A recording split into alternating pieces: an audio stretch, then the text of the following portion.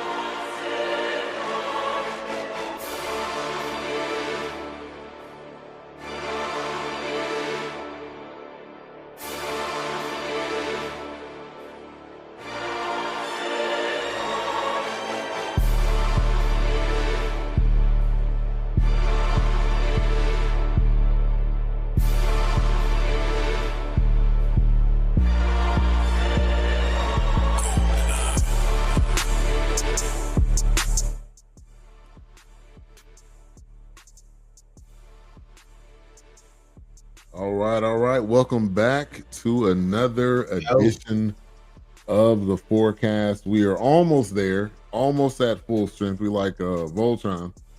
Man. Almost at full strength. We getting there. We got 3 to 4. But glad to be back. It's a mini Voltron, but yeah, all right. Hey man, glad to be back. Glad to see you guys on this platform. I see Wilks every day, but good to see you, HRap. Back again with part 5 through 8 of 1971, the year that music changed everything. So, and I actually went back and watched 1 through 4, really most of yesterday while I was moving around and doing stuff. This was a real good documentary. If you love music and you love the impact that music has made, this really is the documentary for you. And it's not just okay, this is 1970s, 1971. Everything that's in this is really was a major building block for, music years forward, even to today. So glad to be back on. Good to see you brothers once again. All right, so I'm gonna go ahead and get my initial thoughts, because I know you guys talked about 1 through 4 last week, so I'll give my little bit of review. Man, Marvin Gaye, that whole era, Vietnam. I didn't know that song was about his brother, but that was one of the big takeaways there. And there was a guy that seemed to be, I don't know if this was just the guy during that time, maybe one of y'all can answer it, but Dick Cavett. I mean, was this dude just? Yeah, was he was down with us? Is that why they used him so much? He is Johnny Carson, Jay Leno, David Letterman. Yeah, he's all those. Yeah, because it seemed like, wasn't there Sullivan? Was he during that time, or he wasn't? No, Sullivan is black and white 60s. I think Sullivan stopped around 71. Okay, he might have stopped right at there, or 69 or something like that. Yeah. But I would say this had so much just about culture, politics. It wasn't just really about music. It really dived into the things that we all experience, the things that we all go through. And so this was a great documentary. It was very well done. 1 through 4 was great, so I'm ready to get into 5 through 8. I mean, you can go 1 through 4. It's worth talking about some more. Oh yeah, absolutely. I'm sure me and HRap, we just barely scratched the surface. So yeah. So episode 1. Okay. Breaking into the whole crew that was breaking into the FBI office. And it's like music, which is still today, music like fuels the movement. Music is not just a background. Music is a part of the movement. Always, forever. That's why. Yeah. I mean, you literally got war drums throughout history.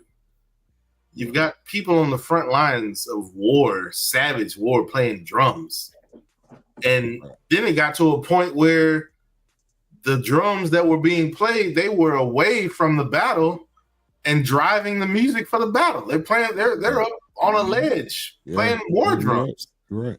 I mean, in the Civil War, you got man up front with the drum and the flag walking you into battle. So, I mean, music has been a part of movements. Music has been a part of war. Music has been a part of protest. It has been a part of uprising. Yeah. It's just, it was, I mean, even throughout this documentary, like many have said, we were writing about the things that were going on around us. Right. Whether it be sex, drugs, political, war. Right. This is what's happening. So that's why they kill me when they try to weaponize that word woke. And it's just like, you need to go read the definition of what woke really means. You're conscious of what's happening around you. You're awake. Right. You're not laying down, and just letting the damn tank roll over you. Right. Right. You're not proactive. You're not being reactive. Yeah. It's like, stop. Yeah. Yeah. All right. And this really made me think of hip hop. This is really what it made me think of. Absolutely. When they talked about, this is later on, they talked about reggae, they talked about rock, they were talking about all those music forms, soul, but I was talking about all those music forms and saying, we don't really like this. The older people saying, we don't really like this music. We don't understand it. We don't know why y'all like this. And then they made a point where it was like, they were saying it may be a brother and a sister, or a brother and a brother in one household. Yeah. And one may like something, one may like something totally different. Yeah. And I think one of the biggest takeaways 1 through 4, I think they talked about this, was music is a universal message. What did you say? It's a universal. Yeah, they kept repeating that even in the last episode. Yeah. It's universal, because everybody listens to music to some point, to some degree. Right. But HRap, talk about that hip hop part. Did you get that same? Oh, yeah, most definitely, man. Hip hop is a product of all of this. Some of your biggest hip hop songs, like Slash Stone, Everyday People. Oh yeah. James Brown, Funky Drummer, is about 65 to 75% of hip hop between 82 and 92. Yeah. George Clinton, Isaac Hayes, Jay-Z. Oh yeah. Hey, that Bill Withers. That's Blackstreet. That's Blackstreet. I'm sure other people have used it too. Oh yes. Yeah, but man, notable for No Doubt, No Daily. But yeah, man. Hip hop is rebel culture, always has, always will be, and it's the center of rebel culture. And when you put hip hop culture with good music, if you go, this is going to be on TikTok for about the next 6 months. They celebrated the original Funketeer, George Clinton's birthday. George Clinton is on stage rapping Rakim's lyrics with Rakim. Right. Word for word. Yeah. That's what, like in this episode, or not even this episode, but the last or later episodes, Bill Withers, like he was saying, you trying to tell me about the blues? Man, I live the blues. Man, what you out here talking about, bro? Right. What you saying? That was my whole upbringing. What are you talking about? Once again, don't try to weaponize woke and then act like it's something that's coming against you or making people crazy. No, they're being conscious. Excuse me, if you would have said that, I wish they would have tried to weaponize that when Bill Withers was. He would have cussed them smooth out. Man, if you don't get out my face, right? Man, stop. Right. Stop it. And there was one artist, I think he was in England, but he said, "What makes? Who says what music is?" And this was honestly that question was kind of a look, really for me to look in the mirror, because the music today, it's hard for me to listen to it, sometimes to relate to it, sometimes to even understand. But who says that's not music? Because there's people like NBA Youngboy. There's people that are crowding out his shows. Yeah. Young Thug. There's people that are going. I don't have it on my playlist, but there's people there's people that are going crazy at these shows. So who says what music is? HRap? You don't have the right to determine what music is, and this is why, like me and my son, we connect on with music, and I always play my music for him. So to this day, my son's favorite rapper is Nas, and now, like, unlike you, and it's not a jab at you, unlike you, I can relate to the newer music a little better because what BJ will say, like, they'll be like, "Hey man, this new guy, he's the hottest guy in the world." B, you ain't gonna like it. Yeah. And then he's like, yeah, because I said, he's like, he don't ever diss our music. I said, nah, I can't diss our music. I said, because I ushered in hip hop. I said, my generation made people say, we were like, we busted in the door, we kicking the door, because like I was part of the culture wearing, like, this gonna sound stupid now. We would put suspenders on the back of our shoes and suspenders on the top of our pants. Yes, look, people thought we were crazy. Like, what are you doing? We ushered in sneakers every day. We ushered in shirts like this all the time. Right. So sweatpants, tracksuits, that was thug attire when I was coming up. Like, right. Gang banging, why you dressing like that? If you ain't wearing the Mercedes gold necklace medallion around your neck with the rope chain and the tango hat, I don't want to know that. Get out of here, man. Get out of here. Man. Right. And I tell this story multiple times. Y'all remember when Criss Cross came out? My first ever concert. You talking about HRap? What you said? I went to a concert with overalls on backwards, right? And I had to take a piss, and I had to have somebody else unbutton. Into that moment, ain't nothing crazy, man. Yeah. How the hell am I gonna get out of this? Gone, man.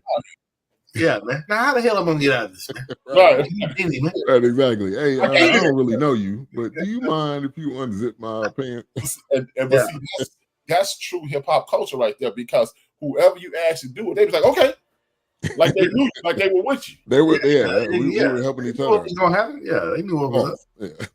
Yeah, we got you playing. Yeah, they made fun of you. They, this dummy. It was nothing. It was just like, okay, yeah. But that question really made me be like, okay, you may not necessarily like it, but that doesn't mean that there's a whole generation, there's a whole age group of people that enjoy that music, and it's helping them just like music helped us. Like, you know, HRap or Wilks, you know, you walk into school, walking from the dorm to college, listening to Blueprint, listening to all these albums, like State Property. They ain't making that far. That was my jam, walking, you know, back and forth to class. And to this day, when I know I'm gonna tackle something in the kitchen, to this day, when I'm gonna tackle something in the kitchen, to this day, I'm gonna play the music. I'm gonna put this recipe together. I'm gonna tackle the plate. Yeah, the music is in the background. The music is laying the track for everything. Yeah, it's just what it is. Yeah. Hey, watch this. Let me show you how important music is. Me and Big Illinois used to work together. We used to get off at 9 o'clock, get to his crib. We lived like a mile away from each other at the time. Yeah. Get to his crib around 9:30, 10 o'clock. We go get a pizza, and then, you know, we get some brew, and we were playing video games at this point in our life. We would play Madden. All night. That's the 7 series in Madden. You remember that, man? Oh, yeah. So if I got ahead of Big Illinois, because I had this like open boycott against R&B music at that time in my life. He would go put on some R. Kelly and some Jodeci. He said, okay, let's put some music on. And I would lose 3 games in a row. And I'm like, I can't win. It just was I could not function. Yeah. So, and that's crazy, because we used to, again, music was so important. We used to turn the volume of the game down. Oh, yeah. We just played music. Like, we didn't know, you just had to pay attention, because you didn't know if it was a flag, you didn't know who was on, you didn't know somebody was injured. Like, we was like that, man. Those are memories. And then referring it to this, all these artists, when they were first starting off, they wanted to make music that they wanted to listen to, or make music that they knew was different. I mean, I enjoyed that with so many different artists. David Bowie, The Who. I didn't know that song. I didn't know that was theirs. You know, that most popular song. What was the name of it? Which one? Eminem's brother, Teenage Wasteland. Wasteland. Is that the name of the song? Teenage Wasteland. Yeah. Yeah, I didn't know that was him, but I'm telling you, man. But that music has been hip hop is definitely, like he said, it's ushered in because it's like they knew how to reach back. Oh man, this track is hot, you know. So we gonna take this the thumbs up. What is this thumbs up? I don't know. Yeah, we gonna take that and we gonna run with it. And now you've got like song after song, artist after artist. Yeah, absolutely. No one likes them, but Vanilla Ice remade one of the dopest songs. One of the songs that we talking about, Pressure, and it's called. People don't know it. It's Pressure. It's called Ice Ice Baby now. Well, yeah, exactly. It's the dude from Queen and it's David Bowie. It's doom doom doom doom doom. Oh, yeah. Right. Like you said, all they know is Ice Ice Baby. Yeah. Hip hop didn't invent nothing. We reinvented everything. Right. We remixed it. We just hip hop is a lot of times, not all the time. A lot of times it's a remix of something, and you loop it, and like when the guy was talking about electronic music, and then when we watched the documentary with Sly Stone and how he was using the beat machine and figuring out how to. I mean that was the beginnings of hip hop, and so a lot of this was aligned with that. Mm-hmm. But episode 5, man, the revolution will not be televised. I was like, HRap, I'm coming to him first. Angela Davis, Curtis Mayfield, the Black Panther Party, COINTELPRO. I can only imagine the Black Panther meetings. Oh, what did they have playing in the background? I can just only imagine. All of this. Lion Stone. Yeah. Especially maybe James Brown. Oh yeah, definitely James Brown. Yeah, when they was loading up the rifles, they was playing James Brown. That's gonna get you. They playing it all. Aretha Franklin, What It Is. Yeah, they own it. Yeah, man. I mean, and then they was playing some George Harrison. They was playing some John Lennon too, because it was like, man, see, remember. They were the Black Panther Party self-defense, but you frequently heard them say, all power to all people. Yeah. It wasn't... Well, they just said power to the people. No. That was a part when they said white power to white people, yellow power to yellow people, red power to red people, white power to white people, black power to black people. All power to the people. Yeah. When you say power to the people, that means everybody. Exactly. You're not saying any particular people. Which gets misconstrued. Because you have to remind people that, like you said, and we hear it today, we don't work for them; they work for us. Say it when again. You start putting that pressure, right? When you start putting that pressure on them, they don't want that. Because there's too many times I've seen C-SPAN or Fox News or CNN, definitely more so MSNBC.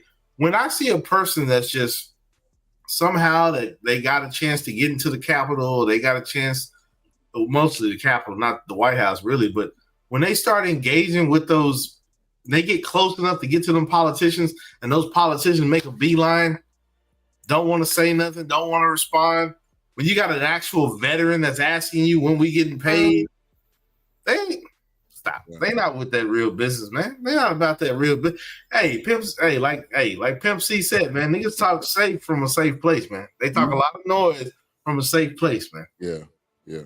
He talk all that mess, talking about, well, we're fighting for the American people. But then when somebody press you about their benefits, or when they press you with the facts, no comment. Hear it. Yeah, you running.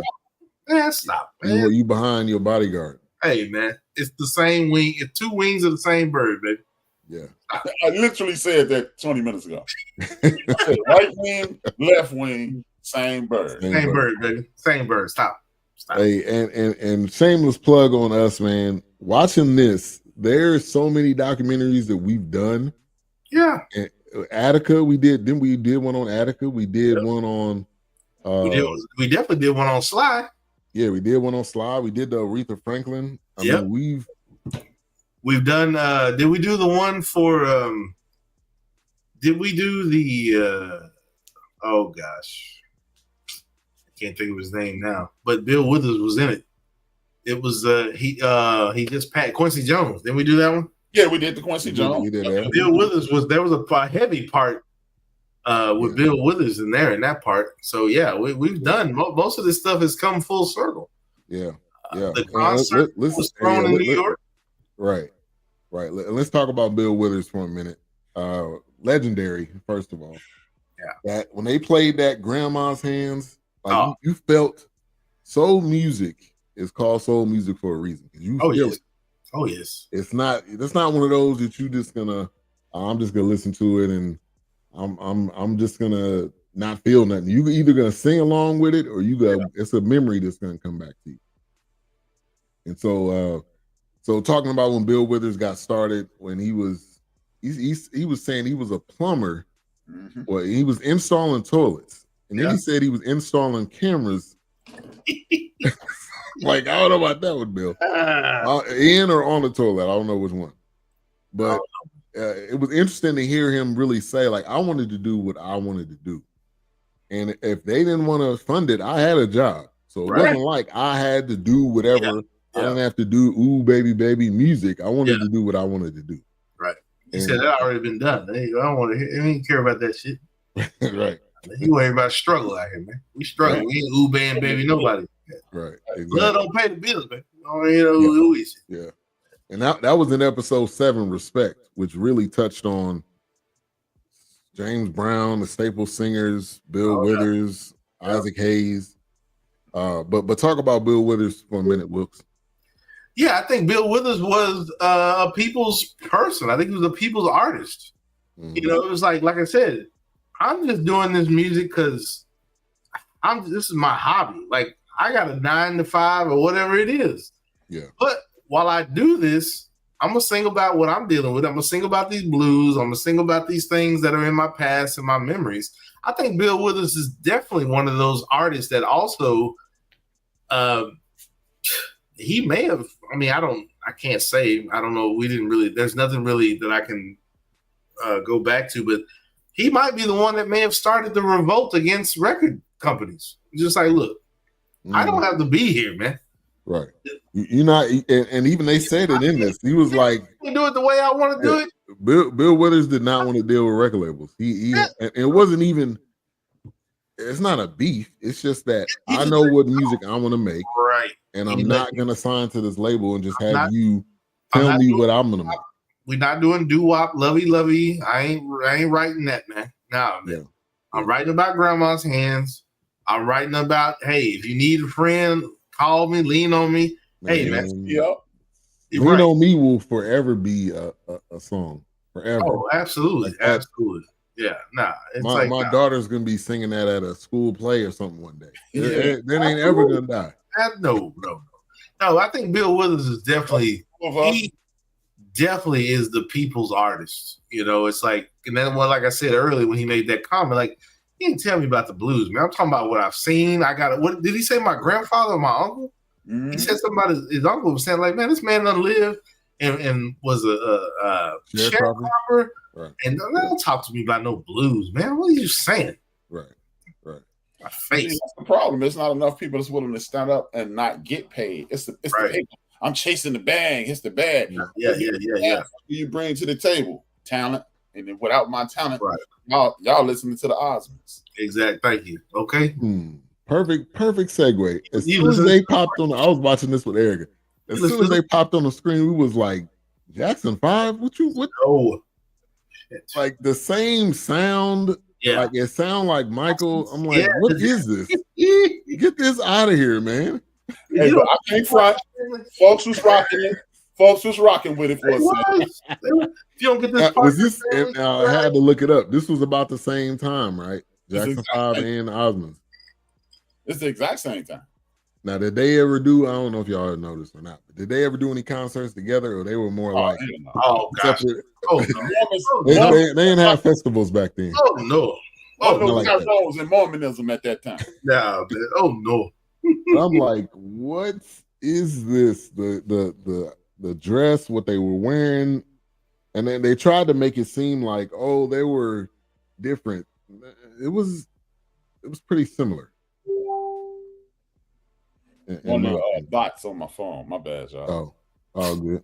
You got it. But, you made a comment talking about how they're going after the bag, and that was one of my questions. Where is music today? Because during that time, and obviously the music business was somewhat different. I'm gonna say not somewhat. It was different because no, it's the same crooks, pimps, and hoes. The same thing. But I think some of the like you said, some of the artists became smart. James Brown, I'm assuming I haven't heard the story of him not owning his publishing and his no matter what it is. Hell, you can look up Chubbs, Georgia. It's a black town in the middle of the Confederate, run by black people, created by black people. You can find one, but right. Yeah, the large majority though. Yeah, you can find one. I mean, Prince was the James Brown of his day. What's the boy name who got murdered a few years ago? Nipsey. Nipsey Hussle was the James Brown of his day. You can find them, but it's the same. I mean, but the percentage is it's the same. Look, man, look. They thought Michael Jackson came up at 35 cents a record. Oh, wow. Stop. I mean, he hit a lick. He got what? 5 cents. Right. But I think we do in today's time. The artist is definitely smarter today. Now they still got to take that pill though, decide which way they want to go. But all the information is there, the experience is there, the history is there. But Ben, it's always been there. Hey, see, look. I'll give you what Nori said. I ain't gonna use my own language. Nori literally said, he said, man, we knew we got screwed, but look where we were at. He said, they handed us $200,000. I live in the projects. Yeah. You gonna say no? Right. True. And that's the thing. It's just when you walk up to, I say this all the time on a program. I'm not gonna judge you when you're in survival mode. Right. Yeah. Right. Absolutely. Because really, that if y'all have seen that new edition, I think they gave them like $150 and like a pair of shoes or something. But when you literally have nothing, right, $100 bill is a lot. Hey man, the Gas Face video. If you get a chance, watch the Gas Face video. MC Search dissing the Beastie Boys. He said all y'all got was a pack of Newports and Puma sweats. He literally said it was wrong, man. I mean, it's never gonna change until people look. Okay, if anybody doubt what we're saying, all you have to do is take the calendar back 1 year. Who was everybody mad at 365 days ago? Sean Combs. Why were they mad at him? Because he beat everybody out their money. Right. Yeah. Same fight, different round. And I think the way you fix it now, and I don't know 100% what Nas is doing, but what Nas is doing right now is legendary. All of these artists, he did it. Ghostface is all on his label, but if you look at the bottom of it, it's gonna say, also and go whatever Ghostface's label is, and Mobb Deep just came out with whatever Mobb Deep's label is. Yeah. That's how you do it. You still give the artist the freedom, but also you're allowing them to be free, but you're allowing them to also get paid. Right. And there's a way for everybody to make money. That's the part that doesn't get I think talked about enough, is we just think I just got to get over on you in order for me to make all of it. And that's greed. It's a Ponzi scheme at the end of the day. Yeah, that's true. The big boys give Ben some money. Ben give Rap some money. Rap give Wilks some money. Wilks get the bottom. And most of the time, we are the ones that are talked about. But I guarantee you, a bunch of artists in this that were not black were getting screwed over too. They just don't put it out there. Yeah. They just put it out there on us like we the only artists that ever got ripped off. Absolutely. I mean, they kind of touched on it with like the Rolling Stone and because they had to create their own. And kind of with the Beatles too, because the guy said, "Hey, the Beatles ain't around, you ain't around." I'm like, calm down. I mean, you don't exist without the Beatles. Yeah. So that man was crumbling. He like, hey man, I need y'all to write some records, man. Don't break up, man. Yeah, absolutely. Yeah. When they talked about Rolling Stones and they were, roaming around, they were in one area and the spot was hot and they ended up leaving. I mean, during that time, man, you could just jump ship. I guess the time whenever they came back to that country, maybe they end up getting arrested or I don't know. Yeah, it might still be wanted today. Maybe. That's why they touring. But they knew, or somebody in that camp knew, like, all right, we got to do our own thing. Right. All we're doing is like we a slave to the label. Right. So and then when Prince did it, he was the big bad wolf. Right. Exactly. Right. That's what I'm saying. It's just like, but then he was trying to shed a light on, like, hey man, own your originals, man, own your writings, own the rights to your music, because they gonna take your music. Next thing you know, they throwing it in commercials. I didn't tell them to put that in no commercial. What y'all doing, man? And that's why Lord Finesse is rich now. Because AT&T had Funky Soul Brother. Yeah. Commercials. He was like, right. Right. So, give me that paper. Exactly. Nah, you're not going to do that. Yeah, like I'm not going to like it ain't going to get back to me. Okay, cool. Right. Vietnam was huge in this whole in this entire documentary, which it partly, it was two phases of it ending. So it ended in 1972 or 1973, and then there was also a phase 2 that was in 1975. We're doing all of this that was going on. 30-year war. Yeah, music again was fueling that. The end of it. Oh, absolutely. And I wasn't living during that time, but music was definitely a huge part of that. They definitely wanted to make sure that was known. Absolutely. Music definitely was driving the force behind that. I mean, that once again, I keep beating the dead horse. That's what kills me when I hear these Republicans, these politicians talking about woke and weaponizing work. Stop, man. Stop. I was like, let me see your playlist, man. Let me see your playlist. Stop. What does that have to do with anything? Right. And mainly they, because this is a trigger word. That's why. That's why they use it so much. Because they don't know what they're talking about. They don't know what they're talking about. They cowarding, and it's just crazy to me. And they just trying to stir up mess, keep people confused, muddy the waters, that kind of thing. Whatever. Yeah. But music and poetry and art, it has always been something that's going to be aware and conscious of what. I mean, even if you go to art museums and there's a exhibit, if you look at the art that's in that exhibit, there's a reason why that art was inspired. Right. Because of what inspired the artist. It's like, there's a reason you have a 15-foot tall Napoleon framed in gold. There's a reason you have the Sphinx and pyramids, and I was like, stop, man. Or songs about the pyramids even being created. I mean, you literally have Parliament talking about, I have returned to claim the pyramids. Like what? Right. Like what? Yeah. So it blows.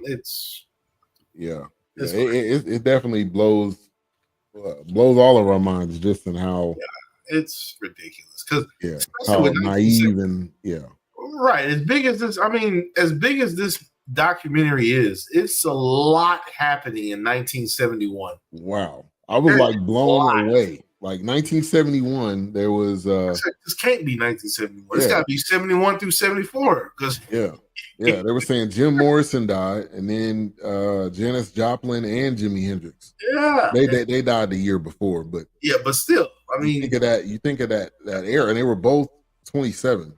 Janis Joplin, all 27. They're all 27. Wow, that's man, cocaine is a hell of a drug. Man, it is. Hell of a drug. Yeah. It's got the best of artists. Oh yes, absolutely. Hey, Alfred, thank you. When I was helping Alfred a second ago, did you get it, Batman? The cocaine is a topic. I think in this episode, me and Wilks spoke about it last week. I said I think that they weaponized cocaine and put it on those people. Absolutely. Oh yeah. Absolutely. No doubt. Whitney Houston, the Whitney Houston movie or documentary or whatever it was, the manager was like, we need to give her this. He was supplying to get her. We just gonna give her a little bit, or we can give her just to get her to that point. But at that point in time, she was already gone. So like, you can't, and this ain't Charlie Sheen. You're not weaning her off the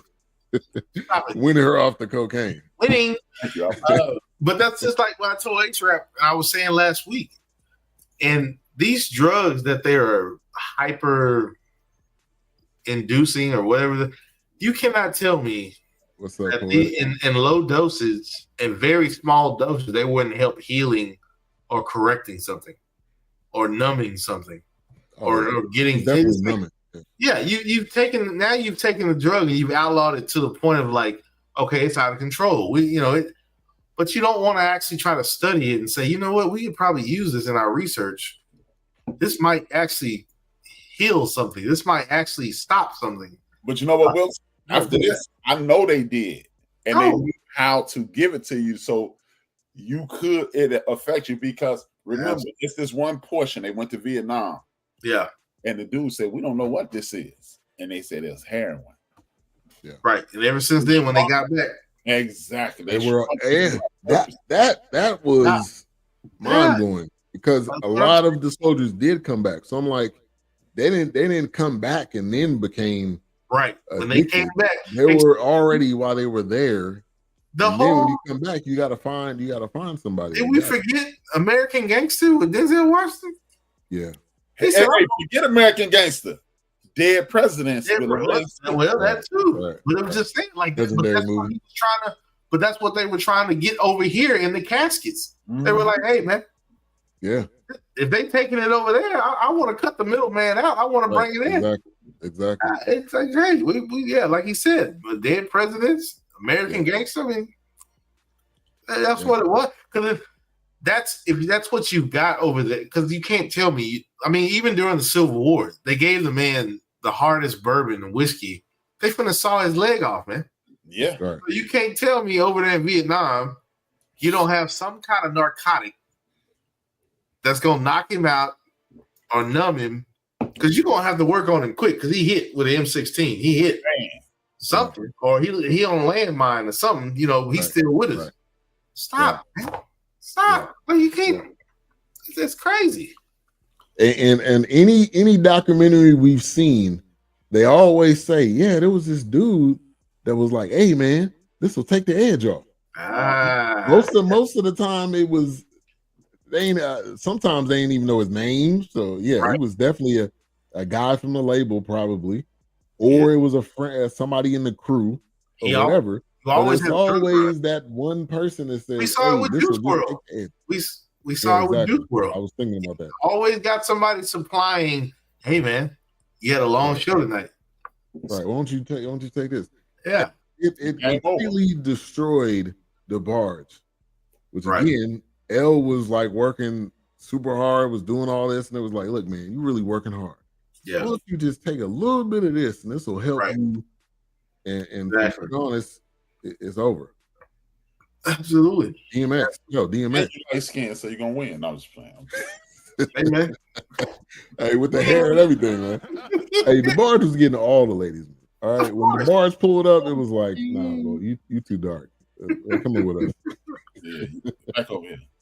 Yeah. The barge was getting. That's coming out next year. You go up there. Yeah. One of the songwriters, this was in episode 4, Carole King.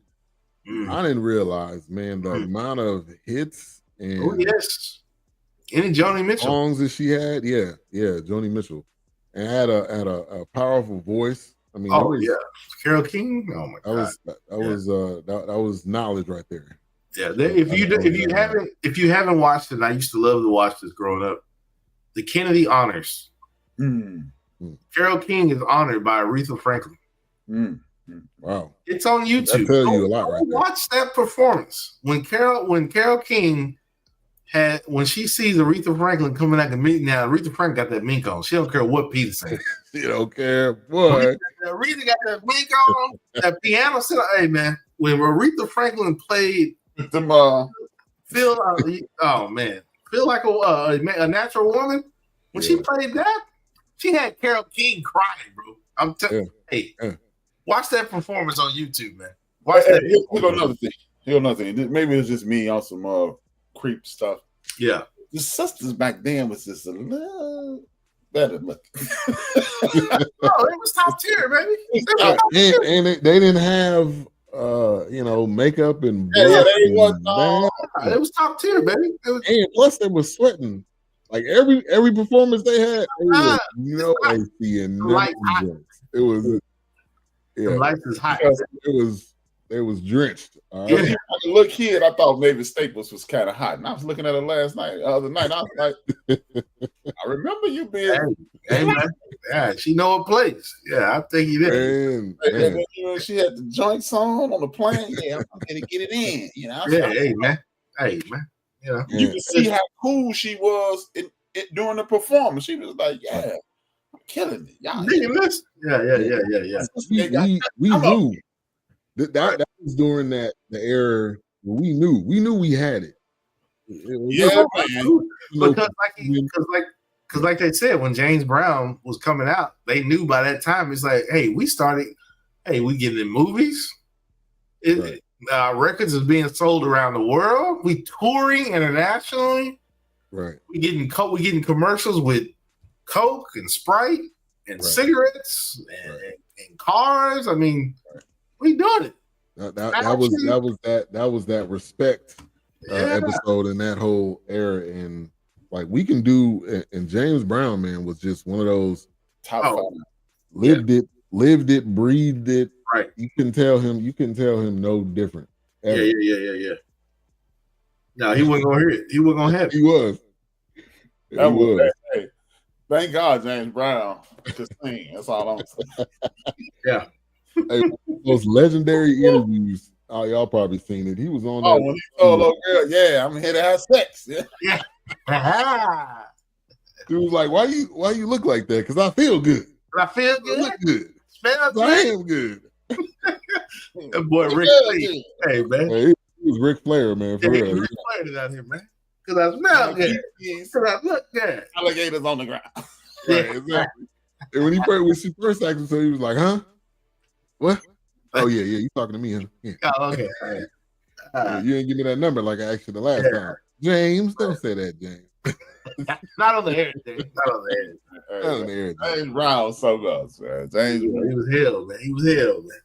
When he got big perm, James, he was hell, man. Oh man, hey, he was hell. Hey, who's worse, Big Perm James or Big Fro Sly? Oh, probably. Oh man, probably Slide, man. Probably Big Fro Slide, man. He was hell. Hey, rest in peace too, man. Yeah, R.I.P. baby. I'm glad they got that documentary. Both of them. Yeah, I'm glad they did. Man, it's crazy. I'm glad they got that in too. For the king of the Funketeers, man. Oh man. Yeah, why? Where we need that. What is going on?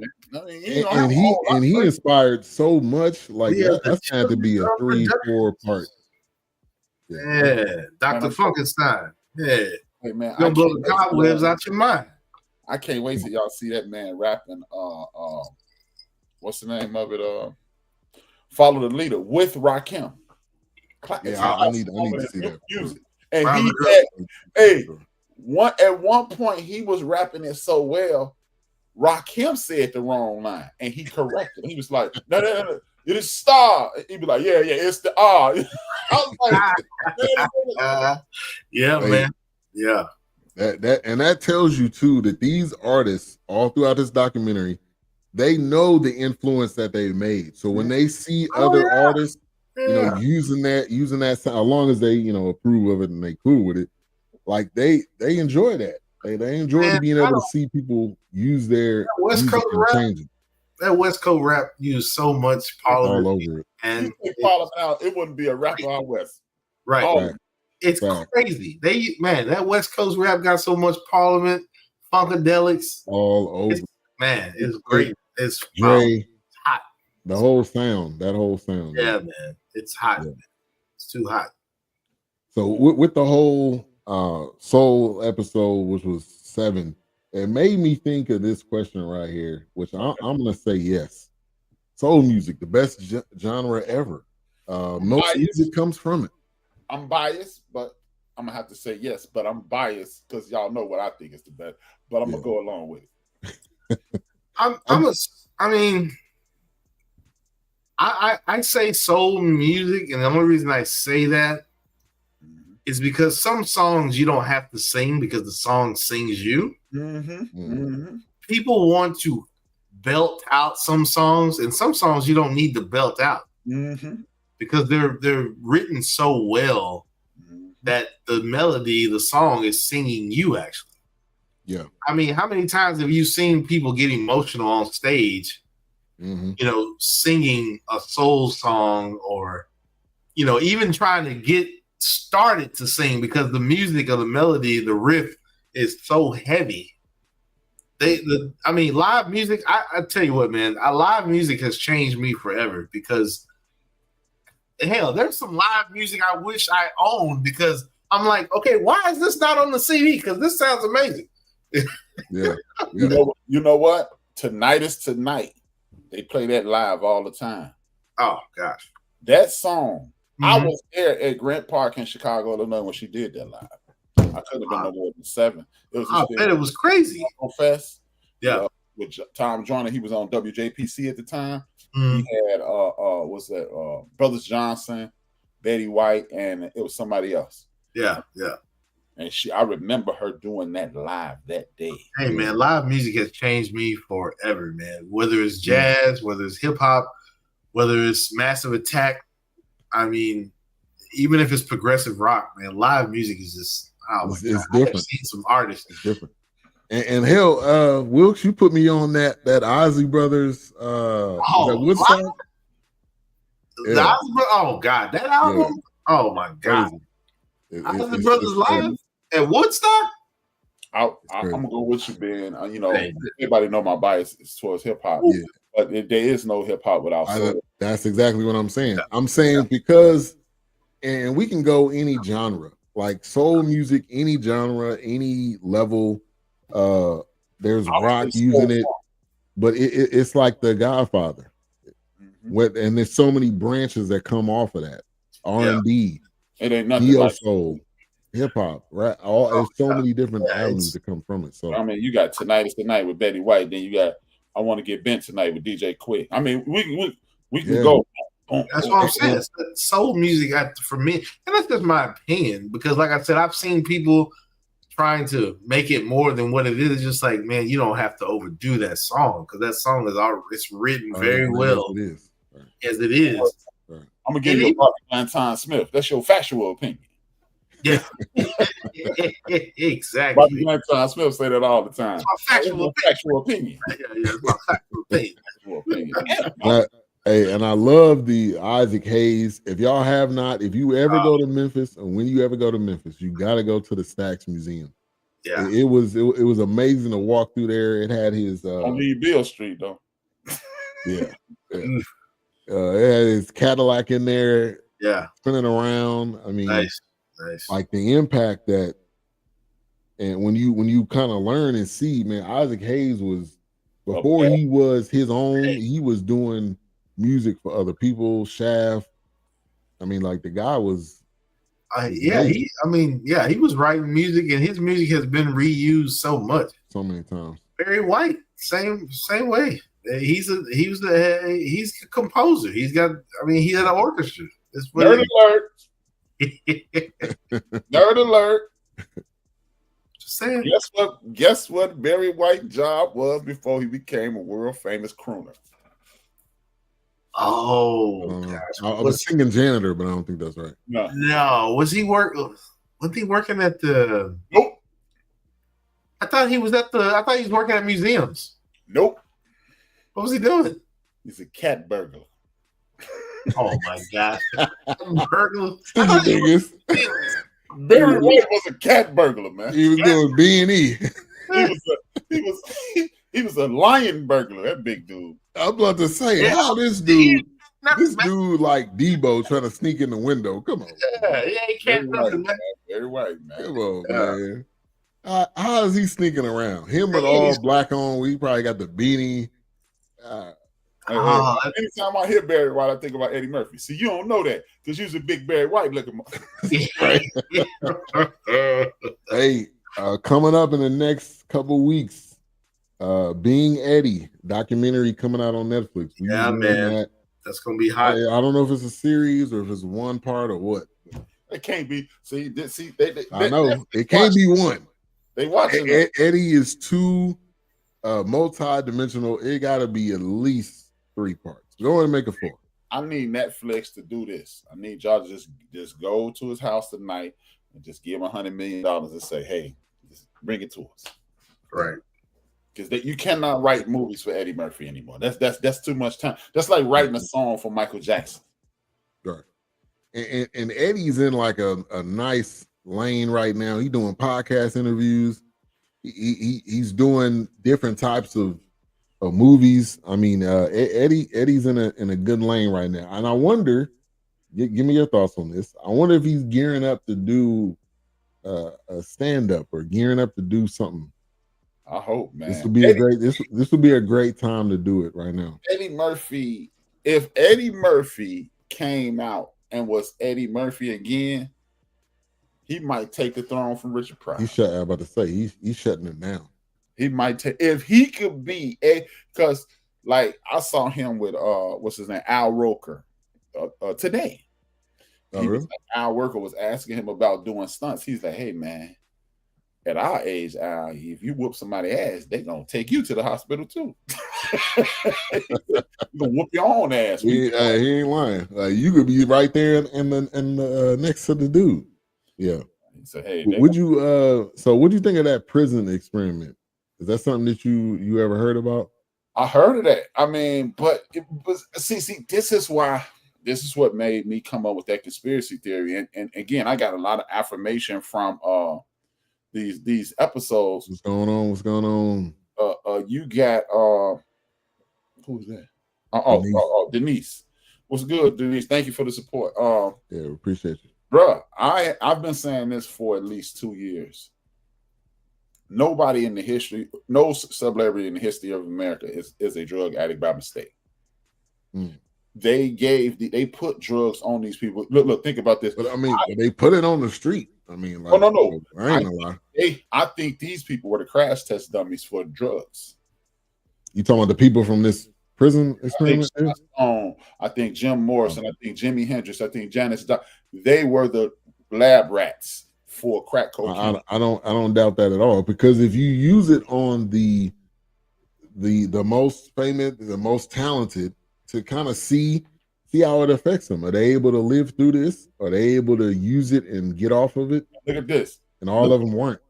Simultaneously, you put the drugs on these celebrities, and what's happening at the same time? You're experimenting with prison. Yeah. Come on, man. I personally believe whoever produced this documentary is telling the world they did this to you guys. Poor white folks. I don't doubt it at all. I don't doubt it at all. Definitely poor black folks. Yeah. They did this to you. Yeah. Because, come on, dog, the very ills of society as we speak are being perpetrated in this documentary. Yeah. Come on, man. When you think of Rick James and you think of these, you think of these artists, and we're influenced. If you have somebody watching this and you're like, damn, Rick James always having a good time, he doing all of this, and some people will gravitate and say, I'm just gonna try this because Rick James is doing it. Exactly. I mean, let me see what it's like. Hey man, I've never been high in my life. I've never taken a hit off a joint. I was a teenage drinker though. But me being a teenage drinker is proof positive. I thought it was cool. It's not, I didn't even like it. It was like smoking. Exactly. Yeah. I love beer. I love the taste of beer right now. Yeah. Me and my man Stacy gonna be drinking right after this show. But with that being said, Ben, I was drinking beer until I was like 28 and didn't even like it. Yeah. And honestly, I think this was just a part of this was a multi-level plan. This was just one part of the plan. This was just one small part of it is the artist. You get it in the community, and then you say, just say no. And then you like listen, like it's all systematically done. Yeah, man. I mean, and then the very next year, I forgot his position, but he was a top aide to Richard Nixon. He said we put the weed on the hippies, we put the heroin on the blacks, and because he said you couldn't make protesting illegal, so we put the weed on the hippies and incarcerated them, and then we put the heroin on the blacks. Wasn't that the guy that the super predator guy? Oh, I thought the guy that was calling the super predator. Bill. What was his name? No, this is a guy who said this in 1972. I can't think of his name. I'm gonna look him up while we wait. Was he the one that said you? And it became so abstract. You can't say the N word. You got to switch it up. So now you got to say what? No, that's he said that in the 80s. Okay. So that was Reagan. Yeah. That was okay. Yeah. So you're talking about was it the other guy that? What's up, Keith? Hey, Dawk is doing all right. He just taking a break, but he just reach out to him. Just that hockey, man. That hockey season, man. It's just life, you know. Is it the guy that was the aide to him that had something to do with? Did he expose Watergate? It ain't that guy. No. I can't remember who that guy was. Let me see.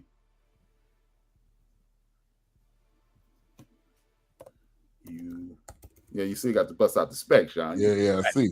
It's all good, man. Big, you got to do, man. It's all good, man. Hey, so why are you looking that up? Ike and Tina, they had to have a part in this, which they did. That was right around episode 7. They were trying to. I like that Ike and Tina was in this because there was something else that I watched. Oh, the Tina Turner documentary that was on HBO. Mm-hmm. She talked about how much her and Mick Jagger, they were really good friends. And I don't know if they got a chance to perform together. I feel like they did, but they kind of idolized. They looked up to each other. It was kind of like the Rolling Stone and Ike and Tina. They kind of bounced off of each other. So I like to see that was in there, even though it didn't come full circle. But the fact that Ike and Tina was rising through the ranks and Tina was kind of she started pulling away from Ike. Yeah. Which, hey, that interview she did when he was sitting there and she was like, this shit. Oh, he don't know what to say. Oh, he didn't like that shit. Yeah. She was like, okay. Yeah, get it in now. Okay. Yeah. Y'all being funny right now with them jokes. Yeah. His name is Elchman. Oh, Elchman? Elchman? Yeah. Richard Elchman. I think I knew that one. But you know what, though? Keezy said the way you put them eyeglasses on your face was so elderly. That's right. Yeah. Hey, just leave them on, man. It's all right. We ain't reading. I only need them when I read. It's font. It's too small. I got a smaller screen now. I got a Mac. Screen is small. He had to put his A-man glasses open. But yeah, man. It literally says right here in this article. It is Nixon's advisors admit war on drugs was designed to criminalize black people. That's what. Look, and before we get into that, I want to piggyback on what y'all was saying on Ike. That one she was saying, Ike don't know what to say. I don't think Ike was mad at that. I think Ike whooped on Tina because he was just. Man, I hate jealous. I think because look, when she's sitting there being boisterous, her personality jumping off the screen. I hate to say this about him, he dead, but I think Ike was like a dummy, man. I think the only thing he could do was music, and she had all the personality he wanted. I don't think that's wrong. I think because, like you said, she's charismatic. Yeah, she was crossing over. She was reaching across the aisle. Right. She started breaking through. We'll touch. She was reaching overseas. I mean, like her overseas audience is maybe even bigger than in the U.S. Right, and we'll touch on it here in a little bit. How the skinheads was adopting reggae. Yeah, I was like, "What is that? The skinheads?" Yeah. But I'm like, that don't make any sense. She was talking. Oh yeah, he was out. He was down. Hold on, I think that was already done at that point. I don't even think. I don't know. I think she was completely separated. I don't know. First of all, he was probably high as hell. Like she had so much confidence. She was like, whatever you can try to do to me, Ike, it ain't gonna work. I don't think he was high. I think he was just the world's first international hater. I'm telling you, man. He did look like a hater. He did have some of that hater look. He was like, it was cringe worthy. He was like, he didn't know what to say. Oh gosh. There's a song. There's a song that she recorded with the new record label. Phil Spector. Yeah, when she recorded that, he already knew she was checking out because it was just like, they asking me to come record this song. Right. But you know what the sad part about him is? If he wasn't such a hater, he could have just sat there. They could have been the greatest duo ever if he just would have sat down and swallowed his pride. And now he gonna beat down. He wouldn't do it. He just wouldn't do it. And now, like, if you don't know that history, if you don't know Ike is really no longer connected to Tina. Besides when you go back in history, but Tina was like so far gone, like it was nothing he could do to even be even remotely close. But I was watching that, man. I'm watching it, right? And he like, and I'm like, my man is a dummy. Yeah. He was I control you, because think of what they said. They said he used to verbally abuse her. They didn't even mention him hitting her. When you talk down on people like that, you are just a bum. You are a self-love clown. If all you can do, hey Ben, why you got that purple shirt on? Hey Ben, why you just cut your beard down? Hey Ben, I know I wear glasses, but I don't wear no headphones. Hey Ben, and you like, God, what's going on? Yeah. And they said when they were in South Africa or Ghana, not South Africa, they were in Ghana. He was like, nobody should have went out there and performed the way she performed after she was getting verbally attacked, abused by this group. Again, they didn't talk about the physical, which we all know there was physical going on too. Yeah. But so she had to make up her face to get her like. Yeah, and she was talking about how they talked about in that song, and how, like she said, nobody had ad-libbed before like she did. Mm-hmm. So she's ad-libbing, telling him right now, like, hey man, just stop right here, man. She was looking at him. She wasn't even looking at the crowd. She was like, exactly. Nah, I'm talking to you. Right. Nah, hey, no, man. No, hey, man. Say, my boy in the back right there. Yeah. Ike was too salty to even begin to understand where Tina was going. Absolutely. When she took off globally. 100. Even in the movie, it was like towards the end, and he was pulling up to her in the parking lot like, hey, I just wrote this hit. And she's like, bro, you need to get somebody else, man. Get somebody else. Because I'm gone. Okay. Yeah. You down here on the ground, I'm gone. Yeah, man. That man. I was looking at that. I was like, that ain't physical abuse. That is just pure hate, jealousy. I ain't got nothing. I am nothing. I have nothing. I can do nothing. Yeah. So I just gotta beat you down to control you. Don't leave me. Exactly. That's what it was. Yeah. And a lot of stuff. And I was doing a time she probably didn't have anything in her name. He had the money. So it took a lot for her to run off. We all seen that scene. You get out of the car and running down in Dallas and everything that happened. And thank God for that guy that helped her. What was that, the Lorraine Hotel? Yeah. At the time, yeah. The hotel is still there, but it's not called Lorraine. Yeah, it's called something else now. Yeah, it's something else now. But the hotel is still there. Supposedly they have a picture in the lobby of her. It's a painting of her in the lobby. Yeah. Rest in peace. It was the Ramada at one point, and then it's been so many different names. But The hotel is still standing. It's still there. Yeah.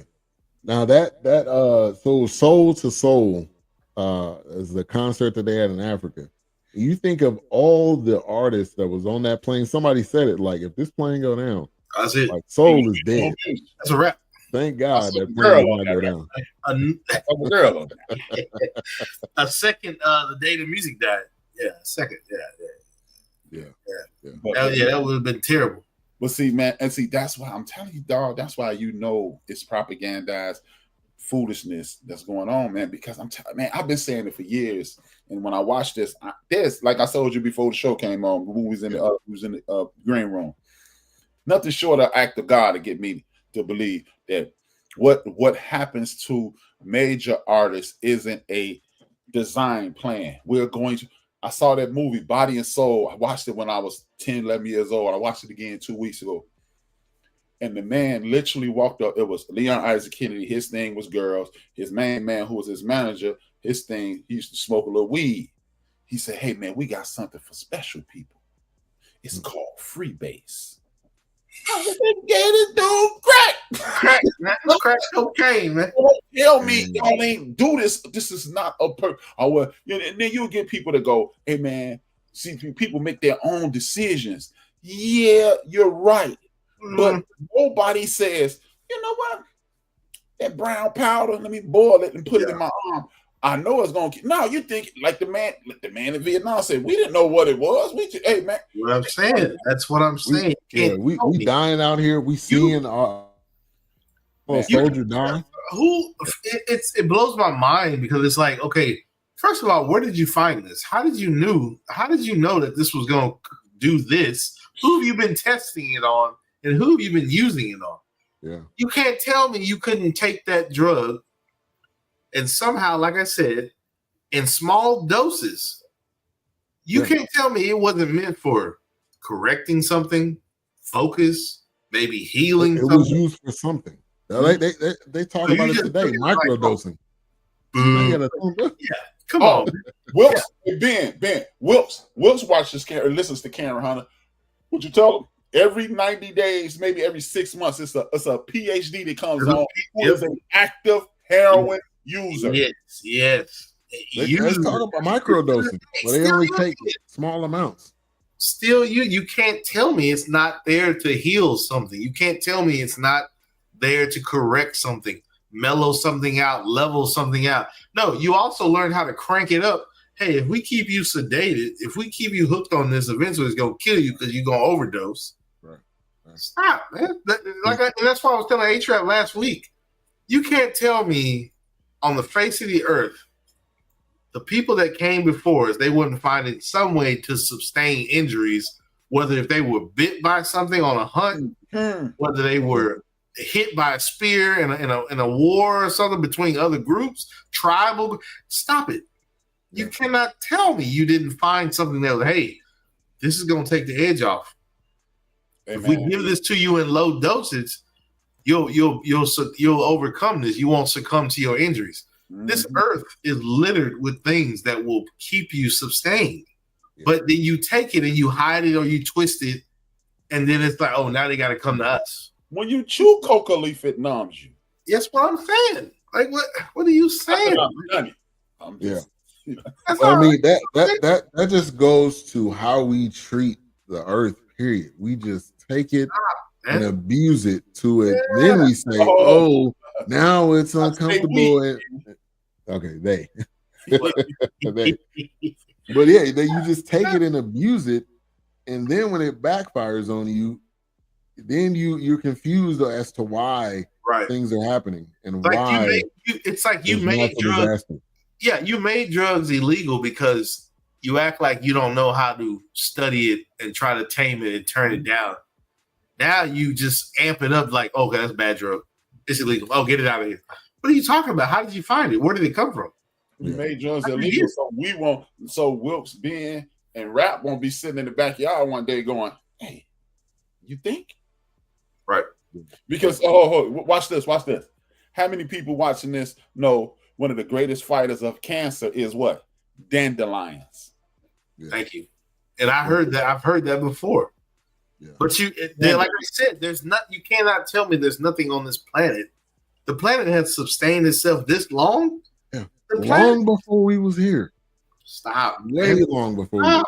You literally have dogs that eat grass because they know it's a medicine for their stomach when they have. Stop. What are we doing, man? What are we saying? Right. And sometimes they know like certain weeds or grass will help them throw up whatever is wrong with their stomach or help their stomach. Stop. Or make them move it through because their stomachs are very small. Right. So if I eat this grass, it's gonna push it out me. Man, come on, man. Stop, man. Or better yet, when you look at the hieroglyphics, you see people performing neurosurgery on the hieroglyphics. What are we saying, man? You was cutting people's head open? Right. At that 1,000 years ago? Right. Stop. Exactly. You can't. This earth it's because you want to take those things away from the people now, and now you got to rely on me to get what you need, man. You don't want to go out there and get a few leaves and grind them up, and add this and add that and some herbs, and now hey, drink a little tea, drink this. Hey, it may taste terrible, but nah. Now you gotta take this medicine, right? Man-made in a lab, and that's supposed to be better than juices and berries. Right. We gotta talk about this, but I was watching. I was one of the rare times I was watching Charlamagne the Clown and the Breakfast Club. They had Cam on there, and he has a sexual enhancer. And Cam said the dude from Africa told him, he said, that's the watered down version. If you come over here, I can get you the good one. Yeah, and he'd have made $10 million off of it. Yeah, that's what I'm saying, man. That's what I'm saying. It's like, stop. Like, you can't tell me. We literally have South African scientists helping somebody hear with a 3D printer. You done gave this man his hearing back with a 3D printer. Thank you. What about the lady? She had, due to her diet, she had gone blind. She moved to Ghana 6 months later. She could see. Yeah. That's what I'm saying. Right. Like, stop. Like, what are we doing? And that leads me to this. The biggest lie ever told on us is that we were dumb. They went over there and they just brought it. We didn't know what was going on. We were dumb. We were stupid. We had to be taught. Like I've always, biggest lie ever told. Yeah. Oh yeah. Growing up, if you want to hide something from black people, put it in a book, because they swear black people don't read. Black people don't. We go all them school books, dummies. We read all them school books. What do you mean? Facts and truth. Yeah, I got lit tonight, man. I got lit tonight. I got to do it. I got to do everything, man. I got 3 chapters, man. I just read a book tonight called "Heal Thyself." Yeah. Oh my gosh, we got so many. I grew up around books. Library card was a must. Not even half. My mom has most of them at her home, at her house, her parents' house, where she grew up. She still lives there. I have books downstairs that my grandparents. They kept me in books. Yes, thumbs up. Yes, they love you. They love you again. They love me again. Yeah, they kept me in books. Hell, when you turn it, I can't tell you how many times I've stumped my toe in that damn bookcase in the hallway. But guess what? When I stumped my toe on that bookcase, it made me stop. I'm like, oh, well. Right. You lean down. No. Right. Hey, man. When they went to Africa, and one of the artists said, when I got off the plane and they said, welcome home. Ooh, that had to be powerful. Stop. And why all places of Ghana? Because that was the gate of no return. So, of course. Absolutely. It's the point of no return. Yes, right. Ghana. Hello, Ghana. Yeah. Right. It's what? My neighbors right now next door, Charles, they're from Ghana. Hey, well, ask them this to confirm it. You can tell them next week. Ghana is the first country in 1994 to rewrite their constitution and apologize to black people in the Western Hemisphere. Trust me, Charles. Trust me. I'll find out and let you know. They already want me to go back with them when they go visit. He's like, man, we got to take you to Ghana, man. We got to take you. February. They say the best time to go is February. And then they mentioned it in this that they were when they gained their independence from Britain. From Britain, right? Did they mention that in this? I think they did. They did. Yeah, they did. Last episode, the last episode. Mm-hmm. Yeah. And yeah, Ghana. I mean, it was one of those things where it's just like, my neighbors, like I said, they're from Ghana. I can't tell you the stories I've heard just living next door to them for the past 5 years. And I've asked him, even, and I know we're kind of off subject a little bit, but I've asked him, like, so how is the race relations over there? He's like, they cloud your mind here in the United States. They want to keep you busy with that. But he said over there, we don't care about that. Nobody's talking about it. Nobody's focused on that. Right. We live in life over there. He's like, we're moving on from that. But he said over here, they try to keep you tripped up, right, with things that they keep. It's like a Tower of Babel. We're gonna kind of try to. We got to muddy the waters because we don't really want you to understand that we're all trying to live together and be one. Right. Oh yeah, no, I Charles, when he talked, I listening, man, because Charles got that knowledge, man. Yeah, that's the wisdom. Yeah, I'm listening, man. Yeah. So I'm like, hey, mind blown, because Charles dropping knowledge out here, man. He said, oh gosh, he's like, you go to Ghana, you don't want to come back. He's like, it's just ridiculous. He's like, the culture is different. It's beautiful. The way of life is different. I mean, he's got a house that he's building right now in Ghana. When he showed me this house, I'm just like, that house is ridiculous. But it's nothing. It's nothing over there. My cousin Michi just bought a condo, 4-bedroom condo. And you ready for this? $15K. Easy. Trust me. Like I said, my boy Charles next door, he's like, look at my house. I'm building my house right now. I'm sending money back home to my country. Right. I don't expect him to be my neighbor too much longer, but I mean, while he's there, I'm gonna suck up all that knowledge. Yeah. I used to have a buddy named Mr. Manu. He was like that. He put me on to Ghana. Yeah, Ghana, Logos, but definitely Ghana. Oh gosh, yeah. Oh man.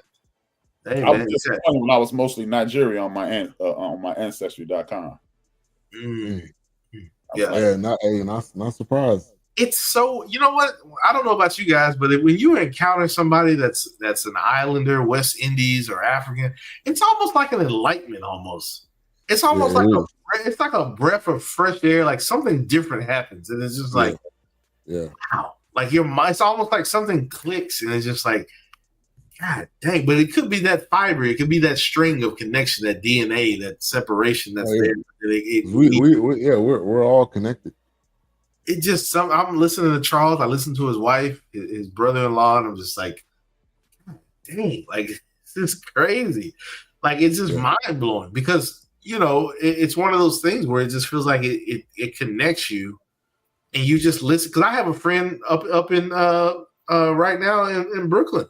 She's from Trinidad. When I listen to her, of course it's hard. Her accent's so thick, but that's my girl, man. But when I listen to her as a kid, when she talks about as a kid and growing up and living here and just and talk about home, I'm just like, man, it's you be finding yourself hating a little bit, like don't talk to me. Yeah. Yeah. Because it's like it's like they live in a different world. It's like because which they do because the culture is different. Right. The islanders it's just like, God dang, like what is happening? Yeah. Because like my neighbor said, they try to keep the waters muddy. Mm-hmm. They try to keep you with confusion. That's always been the game plan. They try to keep us distracted. Yeah, man.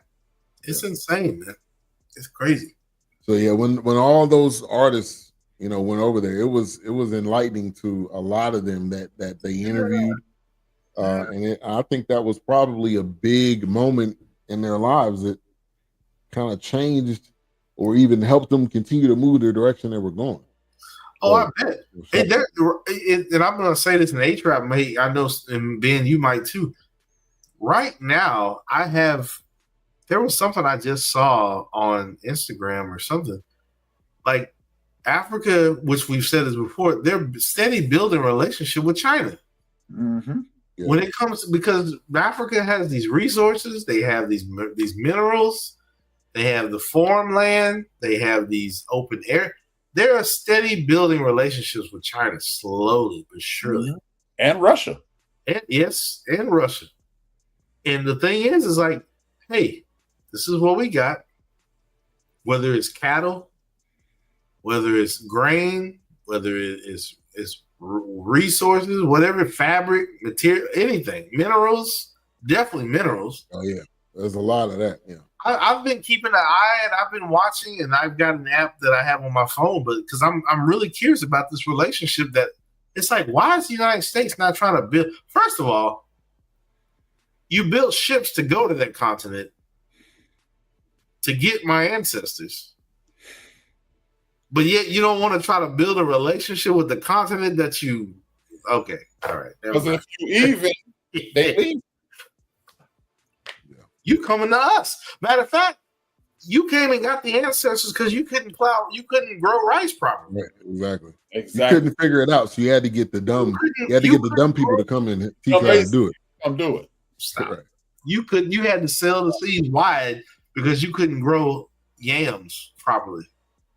That okra that you want to eat, you couldn't grow that right. Right. Stop it. You couldn't build structures. You couldn't build sound structures. But when I was yourself either. Right, but then when I was studying hoodoo, you want to try to change it to voodoo and then make it something that's evil. Okay, yeah. Okay. Then when you look up the word magic, you look up the etymology of the word magic, it's something totally different than what you thought it was. Right. Stop. Yeah. Okay. Cool. You know. Hey man, like I said, once again, being conscious. Yeah, being conscious and being awake of your surroundings, man. It's like stop, man. It's like why would the United States not build a relationship with a continent that you robbed from? Okay. Because then you got to admit wrong. And when you admit wrong, there's a price to pay. Right. Right. Oh, absolutely. Hello, reparation. Oh, my bad. It was stuck with me too, bro. Man, my bad. Probably some privacy miss. Clear that up. Robotism. Yeah, clear that up. Now, right, man, so, that I-45 concert, man. that white lightning. Yeah, hey. That stuff will cure everything. Man, clear you up. You good. You got a sore throat, that thing gone like that.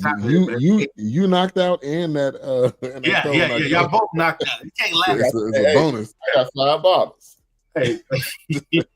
Hey man, you locked out. There's no weapon, man. Texas, I snuck some. Well, no, time before that. Well, for the Juneteenth thing. Yeah, that's something wrong. Yeah. Hey man, no weapon, man. No weapon. That I-45 gets you right, man. Yeah, buddy. Man. All right, so let's go ahead and get round this thing out. Episode 8 was Starman, which was kind of was that David Bowie's nickname? Is that what they call it? Starman? That was his alter ego. He had to stay. He had an alter ego. Which they also talked about reggae, which was at its beginnings, and they had the quote from Bob Marley, like reggae is a revolution, is a dangerous music. He said. Oh, absolutely. The wokest music. Yeah, I'm teaching you to rise up. Right. People don't because it's got that beat to it. You think it's like excuse me, the war drums. I'm teaching you to rise up, man. Yeah. I was just about to say, people don't think too much in that song. I shot the sheriff, but I didn't shoot the deputy. I shot the higher up, and I gave the other dude the opportunity. That's what that's really saying. I gave you a chance to redeem yourself because I took this one out. Right. He was at the top. Yeah. You didn't have to die, but you will. Right. Yeah. Stop it. Don't make me regret this. That's what he was saying. Yeah. Right. Man, so the final question of the night. Has there been another year where music changed everything? Like this? I mean, there was so much that happened in this year. I mean, maybe live. I think there's been years or decades. The 90s definitely kind of changed. Yeah, because Live Aid was 2000s changed music. Live Aid, I don't think so. Because Live Aid was only a moment when they had that concert. That was just a moment, but a year to roll. This, if you look back, this had to have 8 episodes. That's a lot going on in 1971. There's a lot happening. Crazy. Sexual experiences, drug experiences, right? Governmental experiments. Yeah. Politics, society, culture, all of it. I mean, that's a lot happening. I don't think so. Unless we haven't noticed, but I don't think so. I think there's been, like I said, decades. Because you think of the 90s, what the 90s did to music. It was so much music that came out during that time. And then you look at the 2000s with Atlanta and how they... but those songs weren't rapping about like Desert Storm and Desert Shield. Those songs weren't rapping True. about Bush. yeah, exactly. Those songs weren't. Yeah, They it were wasn't like that purpose. It was more inner city stuff. It was more like Rage Against the Machine. It was more against what politics was doing. But I don't think there was really anything that was not like 1971. No, because if there was some injustice, where we were too busy with O.J. Simpson and Jeffrey Dahmer and stuff like that. So I don't. 1971 could be the mark. And like they said in this year was not just for this year. We're talking about 20, 30, 40, 50 years from now. Even that year influenced the last 20, 30, episode. 40, 50 years. The last 2 minutes started showing like generations after. It even got it showed Snoop Dogg in there. It showed Alicia Keys. It just kept going, and then it ended with what's her name, Billie Eilish. Yeah. That was the last image, and then it cut off after that. Right. I don't think there's. I mean, that's my opinion. I don't think there's another. Yeah, I can't think of one single year. No, because like I said, we didn't have all right there. What's that? I don't think it's ever been another year in which it was that much happening at one time. No. 1970. I mean, even watching this, I kept thinking, God dang it. Was something happening every day, every second? That's what it seemed like. Like. Every week, every month, there was something with the Kent State. Was that 1971? Because it showed that too. Oh, the thing is, they were doers, not talkers and complainers. They did. And just think about it. You had all these juggernauts in 1971. You got Angela Davis. Right.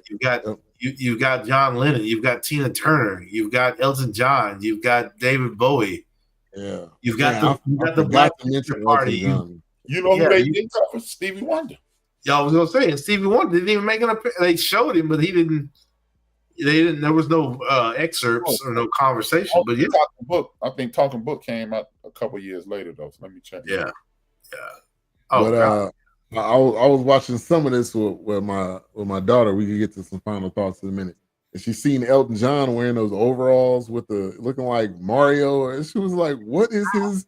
I was like, "It was a different time. It was a different time with the platforms, with the platform. Different time. But that his songwriting, the songwriting was probably the biggest thing during this year, even from rock to soul. Like the songwriting was amazing, absolutely. Never a year like that again. Sure. Yeah. And I think to Bill Withers' point, you had people like Al Green singing about love and hardships, but you had people like the Whispers making songs like Olivia, and you had Marvin Gaye singing about the war. Mm-hmm. And I think Bill Withers was just trying to say, hey, man, I get it. But, man, how many times we going to keep talking about I'm in love, I love you, girl? I say, hey, man, let's get to the real meat. Yeah. And even Lou Rawls had songs that was, hey, talking about the ghettos and stuff like that. I mean, you just, and honestly, you need both. There's not really more of one or than there's that balance. So, like, you can have both, but I think during this era, would really help push the movement on all fronts was the Bill Withers and the James Browns. Oh, absolutely. World. So no, I think 1971 was a pivotal point. It's just like, hey man, we tired, man. Right. Like damn, we done like Bowie said, tired and we about to do something about it. Yeah, we done killed the 60s. This is 1970. We got to get it right. We got to figure it out. Damn, we killed Martin Luther King. We killed Robert Kennedy. We killed Malcolm X. Medgar Evers, like, hey man, like stop that. We got to figure this out. JFK. Yeah, JFK. We got to figure it out. Man. Yeah, and one of the guys said it, like, if we respect ourselves, other people will respect us. And that was a big, respect Black Power, us knowing what we have. Right. Because we I mean, you have a large majority of, like we always talk about it, the spending power and what we bring. And I think this was really of a way of everybody was really finding themselves. Oh, absolutely. I mean, like I said, you've got juggernauts, the Rolling Stone, Ike and Tina, the Wings. Wings after the Beatles, John Lennon, Angela Davis, the Black Panther Party. Harrison. Yeah, you got juggernauts. And we didn't even talk about the one cat, George. What was his name? George. Bob Dylan wrote a song about it. Yeah. They killed it. About it. This is the same time that Bob Dylan wrote that song about Hurricane Carter. Yeah, man. This is the story of a hurricane. Juggernaut music, man. Yeah. I mean, like I said, 71. When I was watching just the first episode, I was just like, it's 8 episodes of this. Wow. There's a lot happening. There's a lot. And then we didn't even talk about that Oz magazine or what. Oh yeah, we didn't even. Oh God. Or Alice Cooper. Alice Cooper. Yeah. I mean, there was so much in this. Yeah, because why did the British people all of a sudden started turning so sexual? Like, what's caused this? Like, what's happening? It was. I mean, Benny Hill was. It was just like, bro, it was crazy. That was just what they did. This was around the world. Right. Yeah. Was that HRap? That was around the time of Austin Powers. So, Yeah. Yeah, pretty much. Like, damn, man. It's fucking Rocky, man. Like, goddamn. Like, yeah, man. It's crazy, man. Yeah. But yeah, there's a lot. I mean, I knew we wasn't gonna cover every aspect, but there's a lot going on. I mean, this was really good. I mean, honestly, it probably could have made 10 episodes, but I'm sure there's some things they left out. This could have been a book. This could have been a box set. No, but it doesn't say season 1. It does. Yeah. It does say season 1. It may. I mean, you still got a lot of stuff you can get to. So you got 2. Right. Oh, absolutely. Because it rolls over. It continues. Right. You're still fighting. You're still trying to fight injustice. You're still doing a movement. You're still writing songs. It's like Nina Simone didn't even make an appearance in this. That's what I'm saying. Stevie Wonder, Simone, Fannie Lou Hamer. Oh yeah, they didn't even make an appearance. They didn't even show Nina Simone. At least they showed a young Stevie Wonder. Yeah. Yeah. Wow. Yeah. That's a good point. I mean, so yeah, it's plenty of. There's a lot more left. Yeah. There's a lot more meat on that bone, for real. Yeah, didn't even really address Jimi Hendrix and Janis Joplin. They spoke about it. They mentioned it, but that was it. Yeah, I was like, that's a lot, man. Yo, that national anthem. I don't know what year that was. Jimi Hendrix. Oh you got to play that. That national anthem is ridiculous. You got to play that, regardless. Yeah, it's yeah. I'll go first on final thoughts. This was a piece of history that everybody needs to pay attention to. Yeah. I truly enjoyed every. I mean, it wasn't a point where I was going, this was good from start to finish. You found this gives legs to this thing that me and Dawk have been saying for at least 4 years. It was a point in history where we didn't have black and white music. We had good and bad music. So with that being said, that many stars, 5, without a doubt. Wilks. Oh gosh, I love to see stuff like this. Because I always think about. I haven't asked my mom, but her living through it, and my uncle living through it, my uncle and my aunt living through it. Oh gosh, I can already hear my uncle right now. He telling me all kinds of stories, but I like to watch this stuff when I relate it because I still, most of us probably also too. Ben, HRap, we have somebody in our family that lived through this and was in the moment, that went to the skating rink, that went to the drive-in movie theater, that went to the house party, that went to the basketball court. So, this always makes me want to like that teleportation kind of thing. So no, I have to give it a 5. I know I give it a 5, but the final thoughts, I think it's done very well. It's just beautiful to see this. because, like you said earlier, most of the things that we've covered are pretty much in this documentary. Mm-hmm. Mm-hmm. Learned, like I said, to this day, I learned something about John Lennon. I didn't know that the FBI was tracking him like that. Yeah. I didn't know he was on the hit list. Hey, he was hot. Like everything he was doing, it seemed like they were all over him. Even back in London, where he was protesting about the Oz magazine. Yeah. He out there, got the bullhorn. Hey, man's always been the public enemy. Yeah. So, I learned some things I didn't know. Love to see it. I thought it was done very well. I love documentaries like this, because it's like they push that limit where it's like, man, you don't even know what you're getting into right now. Mm-hmm. So, like I said, for me, my mom living through it, my family living through it, your family's living through it. Love to see it. So I enjoyed it. Yeah, I agree. I agree with both of you guys. I watched pretty much all of this yesterday and today. Yeah. And it's just really, this is music history. This is one of those that you need to watch in music class everywhere, because it was history class too, because absolutely, it not only talked about music, it was the politics, it was the culture and everything that was going on, and how music forms and pushes the movement and pushes the culture and pushes the limits, like you said, Wilks, for change. So absolutely. And I said this last week. When I did an AI search, or even if you just Google it, doesn't even have to be an AI search. The only reason I did AI because they kind of get straight to the point. They pull out snippets. If you look up the Nixon administration, look up the Trump administration, even AI said it's not to that extreme. It's not to that point, but there are so many nuances that are pulled from that playbook. Yeah. When you read through it and look at it, you're like, oh, jeez.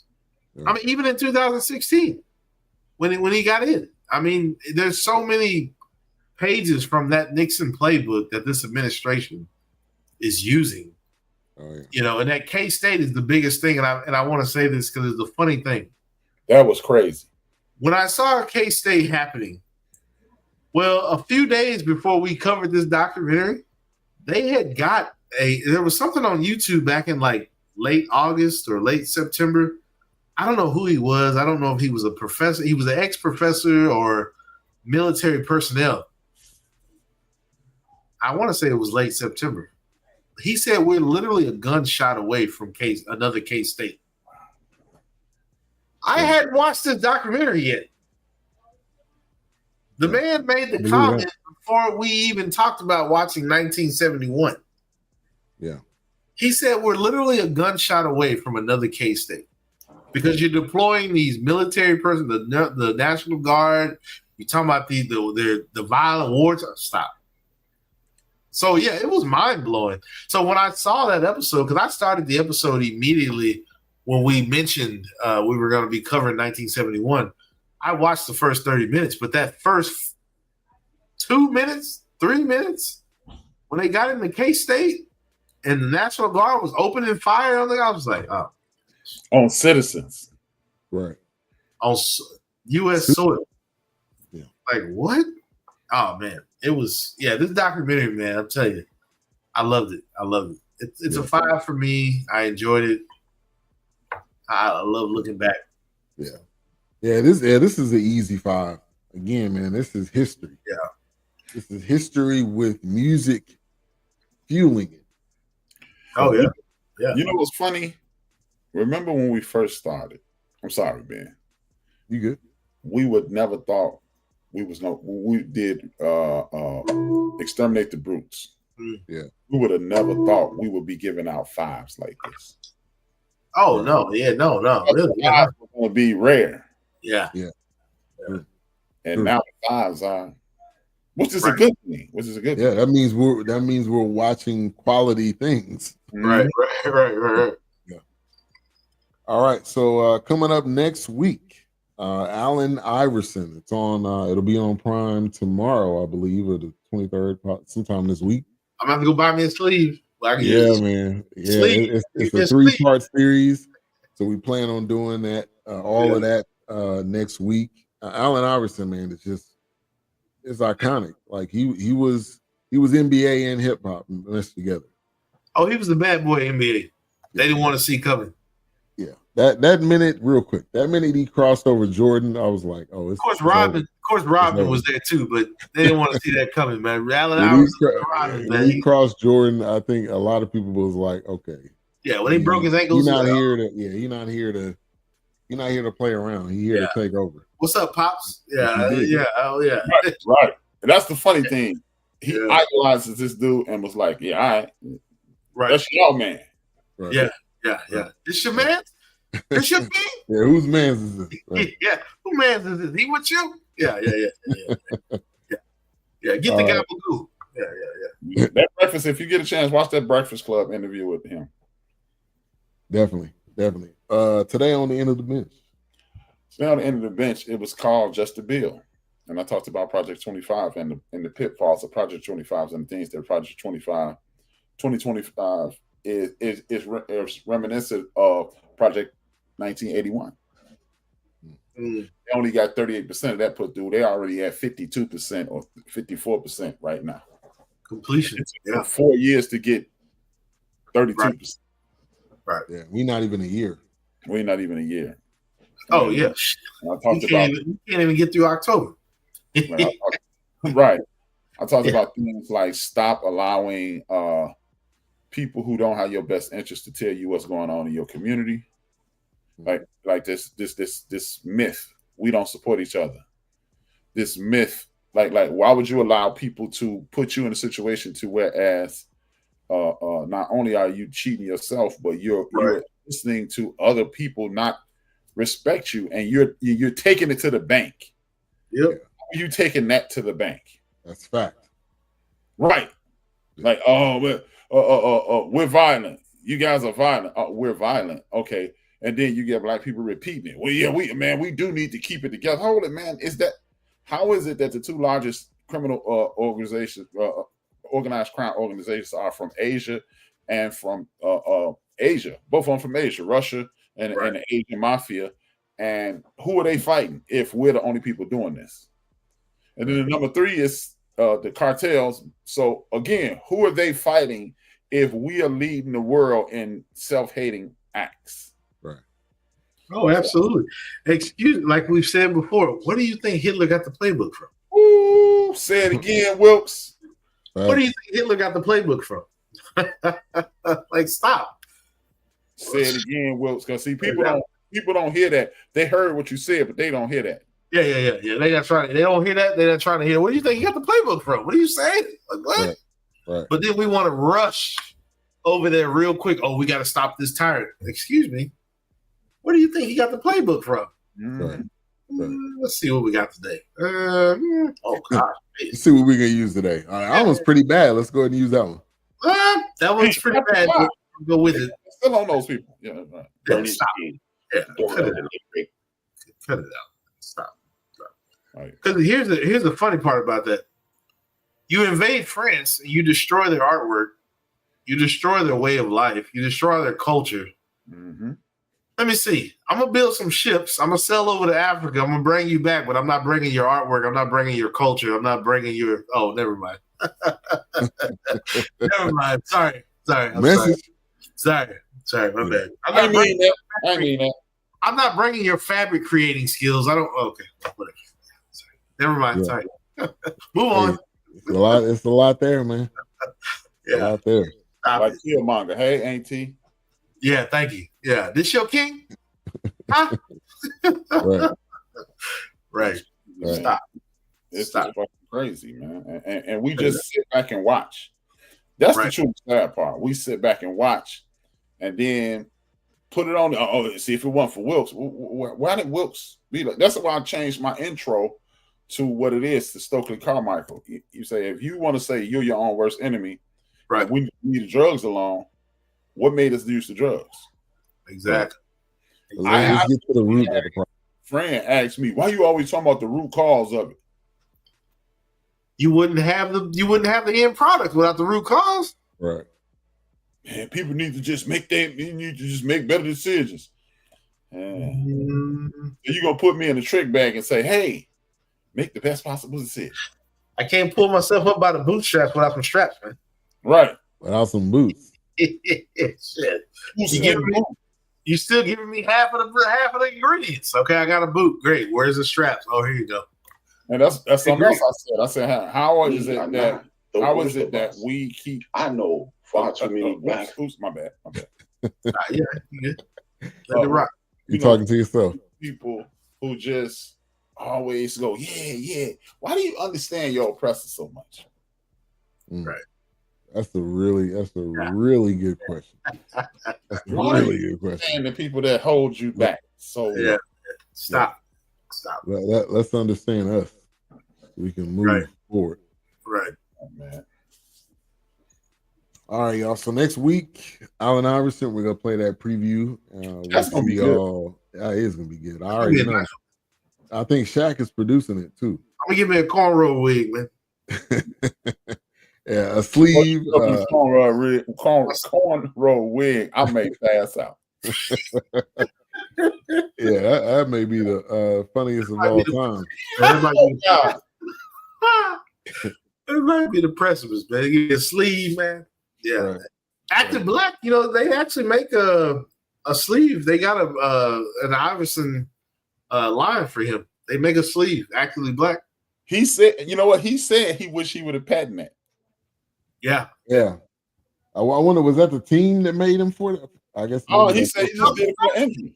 Yeah, he said he started wearing it, and everybody started. He said football player, basketball player. This is what he did. Yeah. Yeah. All right, y'all. But we'll see y'all next week. Let's get to this preview. Peace.